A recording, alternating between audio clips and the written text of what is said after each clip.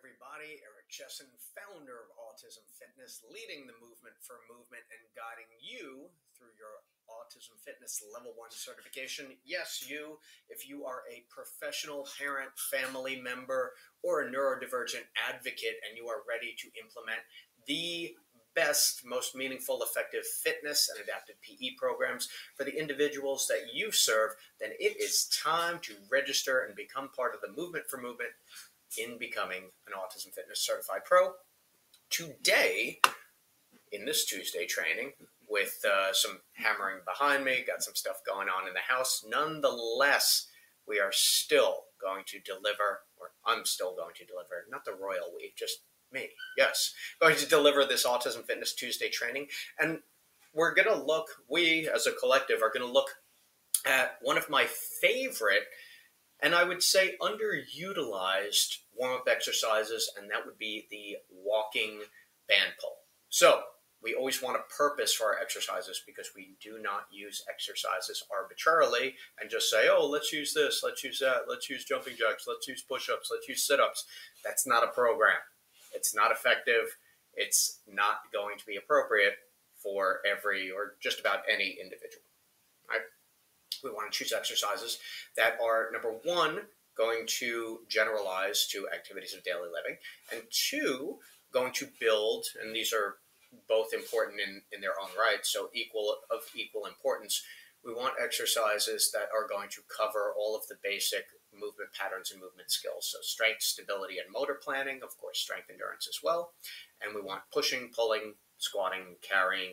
And in this case, when we have our warm-up exercises, the purpose of the warm-up exercise is to get the body ready for more challenging activity later on, more challenging activity that is likely or is definitely going to include the muscle groups that we are targeting in the warm-up exercise.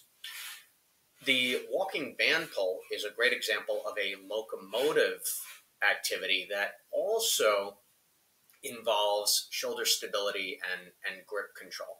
Grip, as those of us who work with the autism and neurodivergent population know, can be a particularly tricky and challenging area of skill development for our athletes. We oftentimes see issues with grip strength and dexterity, and this can have implications or affect both gross and fine motor activities, carrying groceries, carrying bags, and then utilizing, if we're talking about handwriting, if anybody's doing that anymore, or any type of small activity, any type of fine motor skill where there needs to be dexterity and the ability to use the fingers and hands in a more finite way. So the walking band pull is the one warm-up exercise that we do with a backwards walking pattern. So to set it up, and this is a big deal with the setup, the coach has their hands on the outside of the band. The athlete has their hands on the inside of the band, shoulder width. If we go any more narrow than shoulder width, we're going to see either hiking or internal rotation of the shoulder. Not dangerous, but not that effective. Second thing we want is a nice full grip on this band. So we want all fingers all around the band. Okay?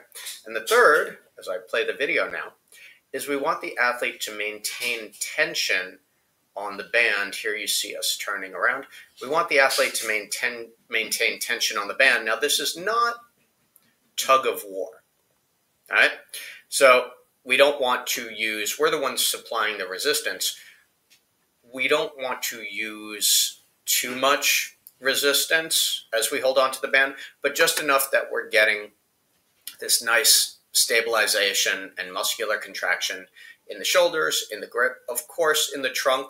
So this is a trunk stability exercise as much as we make it. And we want to ensure that the athlete is upright and not leaning all the way back, which is not a problem in Zeke's case.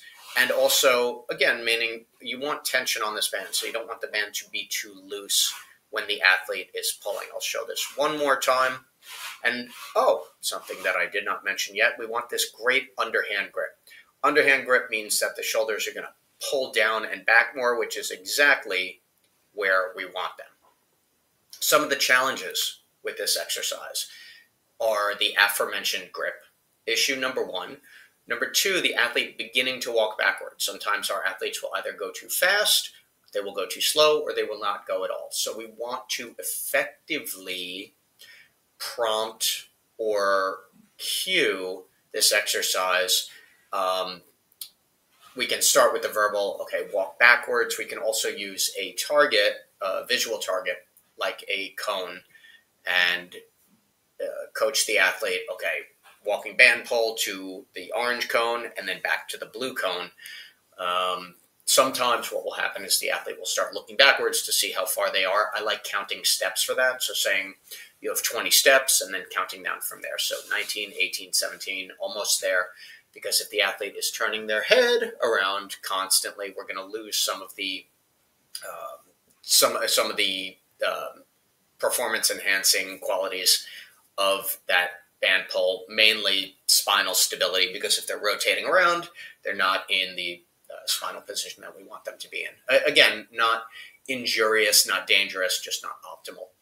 So if you're looking at this from a coaching perspective, we're looking at stride length, we're looking at the grip, we're looking at shoulder position, and then speed. We want the athlete to be at a pretty good pace. We're not running with the band. Again, it's not tug of war. We want to keep moderate tension on the band when the athlete is walking with it, but not turning it into a complete strength exercise. All right? So that is the walking band pull, a highly underrated warm-up exercise. Again, healthy shoulders, healthy grip, and working on a backwards pull, which comes up in life too. If we're thinking about dragging something across the room, this type of motor pattern comes into play. So that is the introduction to the walking band pull.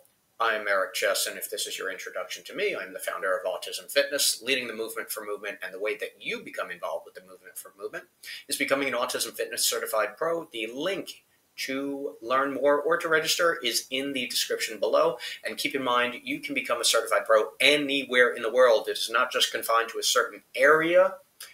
I'm here in Charlotte, North Carolina, but you can do it from wherever you are in the world.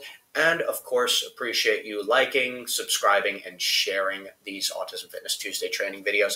If there's ever something that you want me to cover in an Autism Fitness Tuesday training, let me know either in the comments or send me an email. You can reach me at eric@autismfitness.com. Thanks for watching.